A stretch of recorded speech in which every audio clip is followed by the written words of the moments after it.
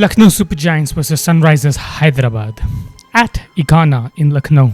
So I had predicted that Sunrisers Hyderabad is looking more fresh, even though Travis Head has corona and he won't be playing. I still think the new batsman would bring some freshness to the team, and Pat Cummins looks a lot in a much better space as a captain. The bowlers have started clicking well, and they have no pressure either, so they're just playing to express themselves and kind of like Chennai Super Kings on basically trying to make up a team for the next season. But Lucknow Super Giants, this was a do-or-die game. They had to win this to be able to stay alive for the playoffs. So I thought Hyderabad would have an upper hand, even though Lucknow Super Giants team, on paper at least, looks a lot stronger than Hyderabad. But I still predicted Hyderabad would win. And obviously the home conditions give Lucknow an advantage, but I still thought Hyderabad would have an upper hand. And in the first half of the game, it seemed like Lucknow was taking it away, but Hyderabad had other plans, and they basically ruined Lucknow's season for now. We all know Hyderabad won the game, but what exactly happened? What went right, wrong? Let's dig into the minute details. So the toss. Hyderabad won the toss and elected to field first. I'm seeing this brave call by them that they'll be able to chase any target, or they'll give it a shot on how to chase, because number one, you don't have Travis Head, so your batting lineup looks weaker on paper. And it's a brave call also because when Lucknow's batsmen get going, they could put up a big score. That's something I think Hyderabad didn't keep that in mind. They just went with the brave call. They've been doing that for the last few games. The pitch seemed like, usually it helps the spinners, but I think once you watch the game, it was flat wicket for the first 10 overs, but then the ball starts gripping, reversing after the 10th over. So you could see that in the way both of the teams were batting. The squad selection, since Mayank Yadav was injured, William O'Rourke was replaced and he was back into the squad. I think Akashdeep had returned as well. There was no Shardul Thakur, but he was taken as impact sub. For some reason, Prince Yadav was dropped. I don't know why. Sunrisers Hyderabad, instead of Travis Head, they brought in Atharva Taide, and Unatkad was out for personal reasons, so they brought in Harsh Dubey, who was a left-arm spinner who's been the highest wicket taker in the last Ranji season. So all eyes on him as well. So Lucknow started batting, and what an opening partnership. Today, Marsh and Markram were in the mood. They really wanted to score big runs, and within 9 overs, they were about 100. You can tell that the pitch slowed down after the 10th over because they couldn't score that many runs. But I also think the decision for Pant to come at number 3 and allow Pooran to stay at 4 and then finish off the game, it was a textbook lesson from basically what Punjab has done when they brought in Josh Inglis, well now Michael Owen at number 3, and Shreyas Iyer comes in at 4. That's a brilliant move, and I think Pant should have tried this a lot earlier in the season. Maybe he could have found some form, because he did look like he was adjusting to the conditions finally. He got out in the most unfortunate way. The cotton bowl that I think Ishan Malinga did was, out of 10 chances, he would probably miss 9 of those. It was just one of those rare chances where the ball stuck into his hand, and pretty unfortunate for Rishabh Pant. But again, I think it was a good move by him coming in at number 3. Some would argue Pooran would have scored more runs, but again, if you think Pooran would have gotten out, things would have been difficult for Lucknow to even reach 200. And I definitely think from Hyderabad, Zishan Ansari is an underdog of a bowler. He always produces false shots by the batsmen, but the fielders don't help. And that's what happened today as well. There were at least 2 wickets in his 1 over he could have gotten, but the fielders were not in the right position to be able to catch those. Nitish Kumar Reddy finally bowled this season. I think he bowled all his 4 or 3 overs at least. Still not into the rhythm, but I think he kept trying the same old in-swinging ball to Nicholas Pooran that I've explained a lot before in my videos, where the ball, swinging into the pads to Nicholas Pooran. And I think Ahsan Malinga was trying that as well. Pat Cummins, I'm not sure if he tried that, but most of the bowlers were trying that, but Pooran was quite intelligent today. So what he did was he was expecting that they would trap him that way, and he basically just moved a little bit towards the leg stump, so where he can get into the hitting zone for when the ball's coming in. And he did. He scored a lot of runs, and he made sure it was a good finish for Lucknow towards the end. Cummins and Ahsan Malinga were the only ones who didn't go for lots of runs. Zishan was kept only for 2 overs because maybe Pooran would have pounced on him by seeing him as a spinner. But again, I would have taken the chance because Nitish Kumar Reddy was not looking to the rhythm. But again, there's nothing to lose in the season now. might as well try practicing a bit for Nitish Kumar Reddy to be able to get into the rhythm. So I kind of understand the mindset that's going on into the squad, because like I said, it's nothing for them, so they're just experimenting.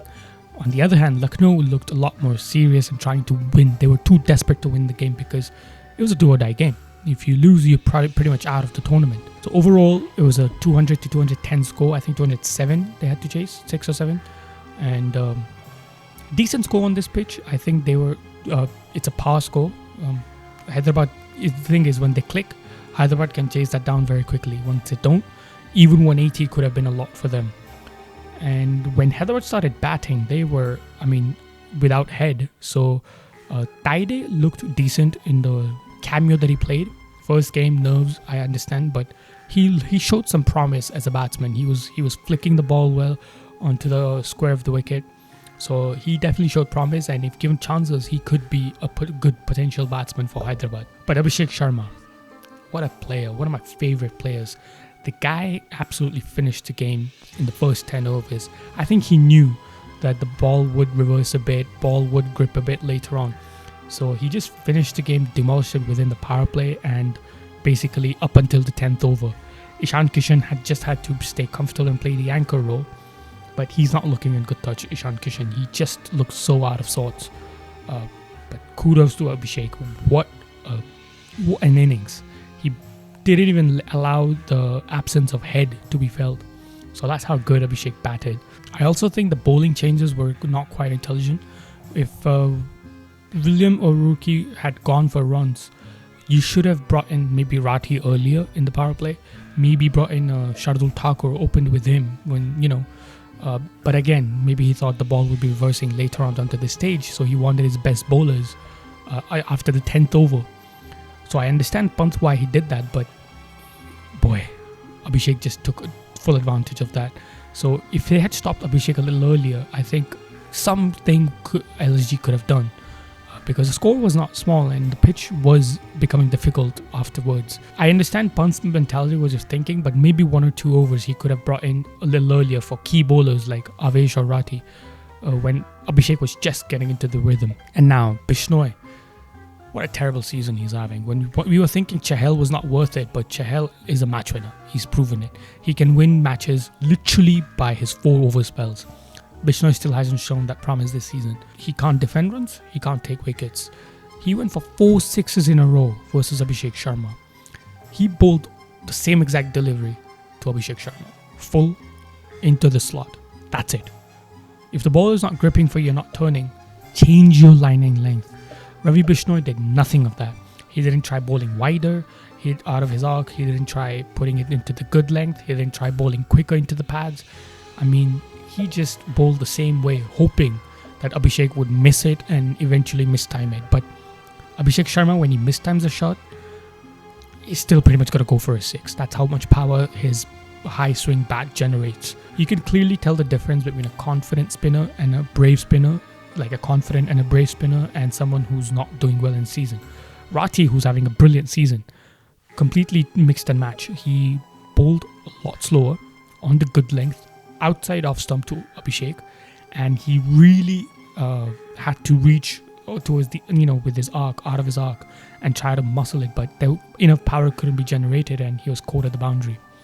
Although Rathi and Abhishek had a little bit of a tussle, but it's cricket, come on, not to take things too seriously.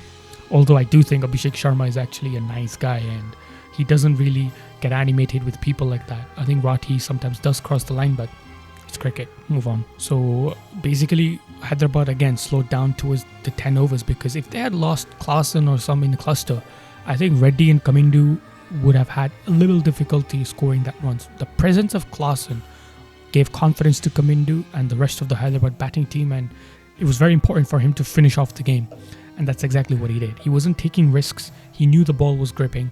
He knew the ball was also going to swing a little, reverse swing a little, and Rathi in death overs can be a little tough to play, and Avesh Khan is a good death bowler. But today they carefully finished it off. There weren't too many runs left. Kamindu Mendes was taking his chances, but overall that safe cricket that Hyderabad played towards the end was what was needed, and they chased it pretty comfortably. So overall I think Lucknow seasons pretty much over. And frankly speaking, they've punched above their weight. The kind of team balance that they have, everyone expected Lucknow to be at the bottom of the table, not in the middle or hoping to qualify. I'm surprised they still weren't disqualified, eliminated from the season, being the first team to have been eliminated. So they've definitely punched above their weight, along with the absence of Rishabh Pant's form. Next season, maybe they'll have to get better, squad. Pant should definitely change his batting, style as well, maybe, and also the position that he comes at. Being top 3 dependent is too much. So today, like he came at number 3, that really helped the team. At least it seemed like a good decision, even though Pant's form didn't help. So maybe Pant opening could spread out their batting order and solidify their middle order as well. They might need a lower order batsman, a big hitter, because Miller has not done the job. Someone to support Dhoni or Samad, and maybe a good fast bowling all-rounder basically. And Rathi needs a better spinner to support him. Ravi Bishnoi is not the same. And maybe also have an off-spinner. They don't have an off-spinner. They could have tried Shahbaz Ahmed as well. He would be very handy at lower down the order, not only with the bat but left-arm spinner, off-spinner. So, and he's very experienced. So something. I'm just talking about what Lucknow can do next season. And for Hyderabad, they need bowlers. That's it. Bowlers and maybe a bit of a lower order batsman, a good all-rounder. And I think that's it, because their top 5, I think I would still stick to that. Cummins should still be the captain, but you can't trust the Hyderabad owners. But again, overall core of Hyderabad team is very, very good. They just need better bowlers to support Cummins. So that's overall the sum up of the match, as well as the teams for going forward for the next season, because Hyderabad's definitely eliminated and Lucknow 99.9% is eliminated. So now let's get on to tomorrow's game, which is a dead rubber, CSK versus Rajasthan. It's going to decide for the the golden spoon who does not finish last. Surprisingly going to be the game in Delhi, which I don't understand why, but whatever. For scheduling reasons, Chennai and Rajasthan will be playing in a third ground, which is in Delhi. Delhi is a high scoring ground. It's going to be, a good batting paradise, in my opinion. In that way, both of the batting lineups have clicked up, at least the top order. They have really started clicking, at least the top 4 for Rajasthan as well as Chennai. So I would say if you look at the matchups, the openers, if CSK is experimenting, I can't predict. But assuming that's the team, what they went last time, most probably Sheikh Rashid or Rachin Ravindra, opening with Ayush Matre, and here would be Vaibhav Suryavanshi and Yashasvi Jaiswal. In CSK, number 3 would probably be either Sam Curran or some other batsman they might try, and for Rajasthan would be Sanju Samson. Number 4 for Rajasthan would be Parag. For Chennai, either most likely going to be Jadeja. I don't think Ashwin is going to come back up again. Number 5 would be Dubey for CSK, and number 5 for Rajasthan would be, if Nitish Rana is not fit, then I still assume it's going to be Dhruv. Number 6 would be Hetmeyer, and for CSK, number 6 would be maybe Jamie Overton, or if Dhoni comes up. So overall, if we go with that batting lineup, I think CSK has a slightly upper hand, because if you look at the Rajasthan's batting lineup on paper, looks good, but besides Jaiswal and Suryavanshi, the rest of the batsmen are not in form. Sanju just came out of an injury. Parag is very, very inconsistent. He's not had a good season. Hetmeyer, the less we talk about him, the better. Dhruv Jurel always score runs when the match is over. He cannot play in pressure that much in limited overs, at least. In Chennai, you have those, if Rachin Ravindra and Matre are batting. Matre is in scintillating form, looking very good. If number 3 is going to be a new batsman, we don't know who. Number 4, Jadeja, looking in good form. Number 5, Shivam Dubey, he's been doing well as well. Oh, I forgot, number 6 would probably be Dewald Brevis. So definitely the more informed, the fresher batting lineup is Chennai. So the teams that have a better batting lineup is definitely CSK was compared to Rajasthan. Now in the bowling attack, Rajasthan's bowlers are still new. They still have, not played that many games, but CSK's bowling is they've played throughout the season, like Khalil Ahmed, Noor Ahmed. You have, if Jamie Overton's going to play, or Sam Curran, Jadeja, maybe Ashwin might play in, I'm not sure. Then you have Pathirana, who's come back in form. Rajasthan will be missing Archer and Sandeep Sharma very, very much. So, and Thikshana is not there as well. Hasranga is definitely not in form as you think. Farooqi has been out of touch. Deshpande has improved, but Chennai knows how to play him. I mean, he played for Chennai for so many years. Dhoni knows, the batsmen know how to tackle Tushar. If you look at the bowling lineup, CSK is an out-and-out better bowling lineup than Rajasthan. If you look at the batting lineup, on paper, Rajasthan looks better, but Chennai's fresh new batsmen, the kind of form they've been in, I definitely think Chennai would have the upper hand. So if you ask me overall with the matchups and the overall playing 11, assuming this is going to be the playing 11, Chennai has the upper hand. I think Chennai would have a better game than Rajasthan and they'll probably win. So what do you guys think? Let me know in the comment section down below. If you enjoyed watching this video, please do press the like button. And if you haven't subscribed to my channel, please do subscribe to it. And do go follow me on my Instagram where I post my predictions on my Instagram stories. So until tomorrow's game, thank you guys. Take care.